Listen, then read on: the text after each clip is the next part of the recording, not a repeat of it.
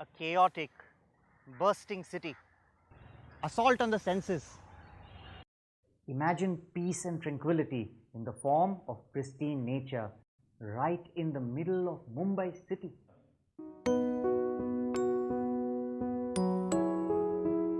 The Observer Research Foundation Mumbai ORF's study unveils the story of the Maharashtra Nature Park, Mumbai's best kept secret.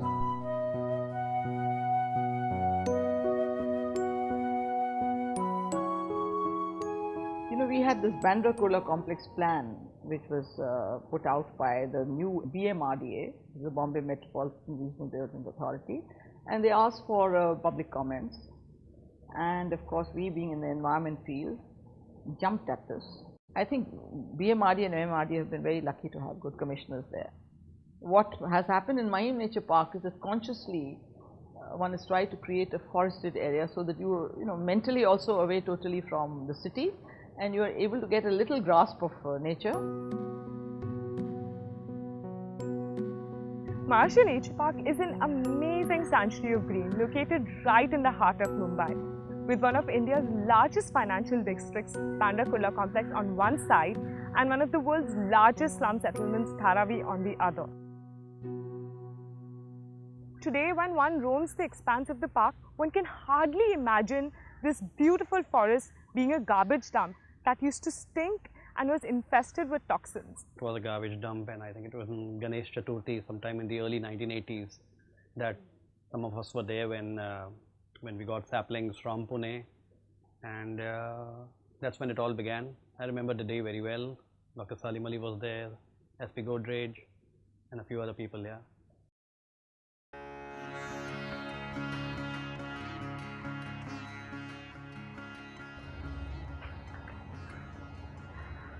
Mahim Nature Park, Maharashtra Nature Park, MNP. Call it what you may. It's not just a hidden forest in the middle of Mumbai city. It has so much more to offer. Let's start with the Education Center. A beautiful, environmentally friendly building designed and modelled in the shape of the sun. It has exhibition room which is used by photographers and artists from the city of Mumbai to display their art. It gives them a wonderful platform. An audiovisual room which is used for the screening of films on the environment, fully equipped audiovisual room. It has library, an open air amphitheatre with large seating and grass seats.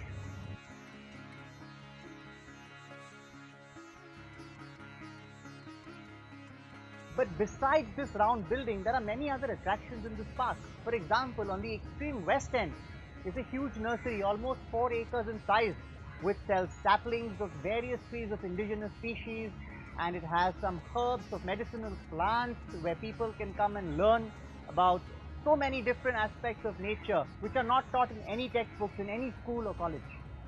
Moving on, the main attraction of the park is the Shanti Path, the Peace Path, which meanders over 1.8 kilometers through the core area of the park.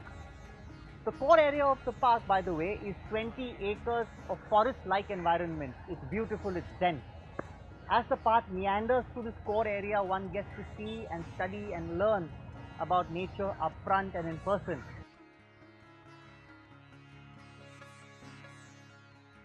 And as you come around, you then approach this beautiful water body, this reservoir, almost 1 acre in size. It can supply the entire MNP's 37 acres with water for irrigation. Maharashtra Nature Park is an excellent open-air classroom. It serves as a wonderful introduction to nature and environment. The park's rich biodiversity that boasts of over 125 species of birds and over 75 species of butterflies has made it an important convening spot for photographers, nature lovers and bird watchers. Coming to nature park is not just an entertainment, it is more of understanding. So spending more time, like 2 hours, 3 hours, 4 hours spending inside nature park, visiting different parts of the park, experimenting all the experiments which have been carried out.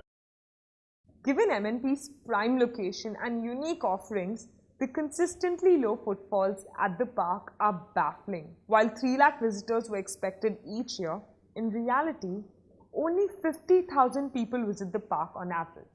It needs some action on its front in terms of sprucing up, in terms of some facilities for the visitors, which I think needs, so its management needs a little more proactive and a little more dynamism in terms of treating people, treating visitors as an asset. While the park provides a respite to the densely populated areas that surrounds it, one of the most densely populated in the whole world, it is also rife with several issues. Only 27 acres of the park has been developed and the remaining 10 acres has been lying unused. So that is being used by the recycling industry that borders the park. And around 1 acre of the park has been utilized for that purpose. The boundary wall has been breached in several areas. This breaching of boundary walls has raised several security issues. There is a lot of trespassing happening inside the park. There is also a lot of open defecation because the slum settlements that surround the park have really poor sanitation facilities. Besides that, there is another really important issue, and that is of garbage dumping. The garbage collection on both sides of the park is very, very poor. A lot of slum dwellers resort to dumping garbage on the park's premises. MNP's issues cannot be looked at in isolation. The Methi River, mangroves and mudflats are an integral part of the park's environment and must be addressed simultaneously. What starts off as a clear flow of water abundant with fish life from the tailwaters of the Vihar and Pavai Lake quickly turns into a filthy, repulsive, toxic muck as the Methi River is forced to absorb the city's untreated sewage, chemical discharge, industrial pollutants and direct dumping of garbage. The Methi finally flows past the Maharashtra Nature Park and Mahim estuary before dumping its highly polluted waters into the Arabian Sea. We are now in the Mahim estuary. Behind me are thick mangrove forests which have stood here for centuries together but are now under threat. These mangrove forests are part of the estuarine part of the Methi River, which along with the mud flats makes up no less than 400 acres of land. Mind you, these 400 acres of land is right in the heart of Mumbai city between the suburbs of Mahim, Bandra, Dharavi, Sion, Kurla and almost Chunabhatti, and it's such a precious resource but very poorly understood by the city of Mumbai and quite abused.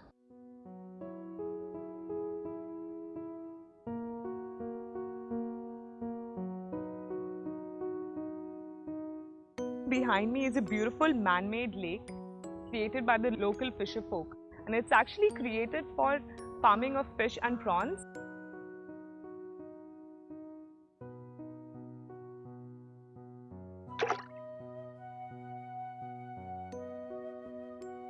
Beautiful, isn't it?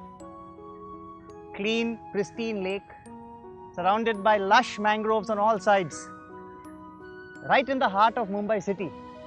Difficult to believe, isn't it?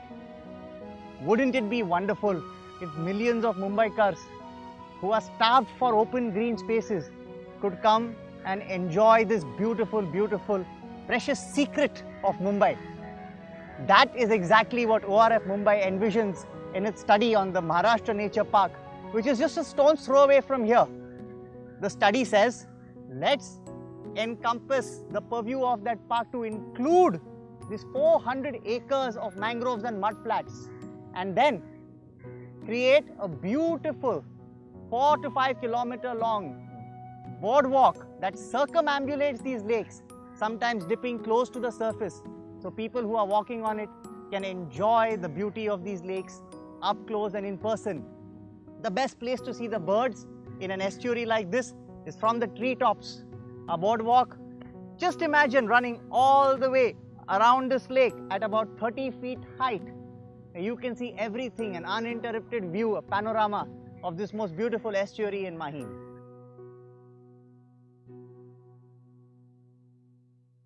I am now standing at the northeastern corner of the Maharashtra Nature Park. In front of me is the Mithi River, and beyond that is the Bandra Kurla complex. To my right are the slums of Dharavi, and behind me, just about 400 meters away, are the train stations of Sion on the Central Line and Chunnabhatti on the Harbour Line. Just imagine if we could connect these destinations with a pedestrian and cyclist-only bridge and thoroughfare through the Maharashtra Nature Park.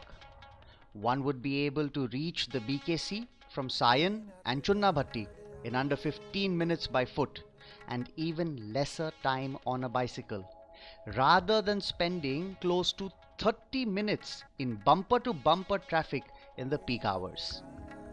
Now, imagine this journey taking you through a densely wooded public space which would have small shops, food courts, daycare centers and play areas for children, and many other goodies that you can expect to find in a world-class city.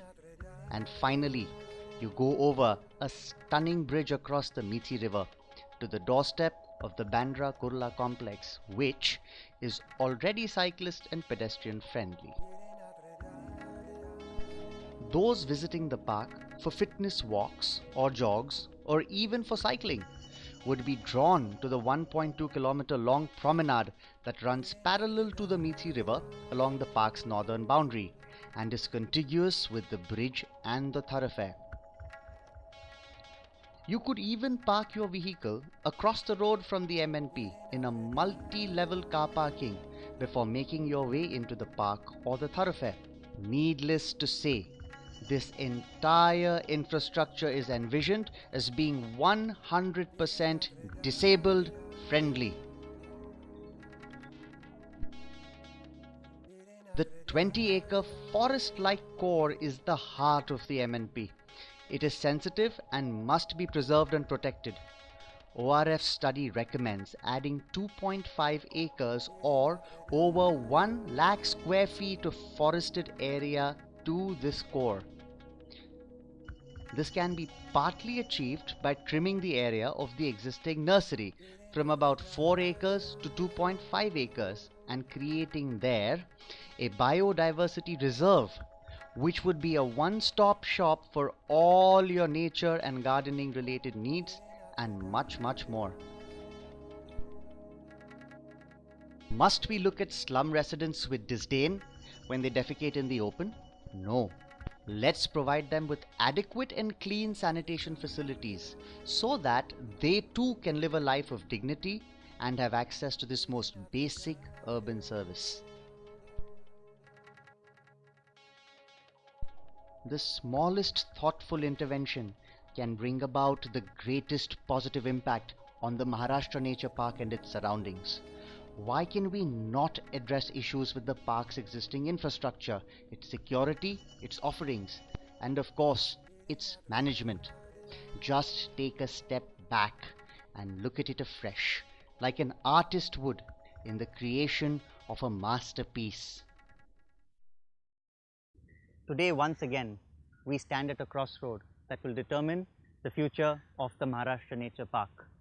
Will it forever remain a hidden forest in the middle of the city, or will it become a world-class environmental icon for everyone to enjoy? That is the question.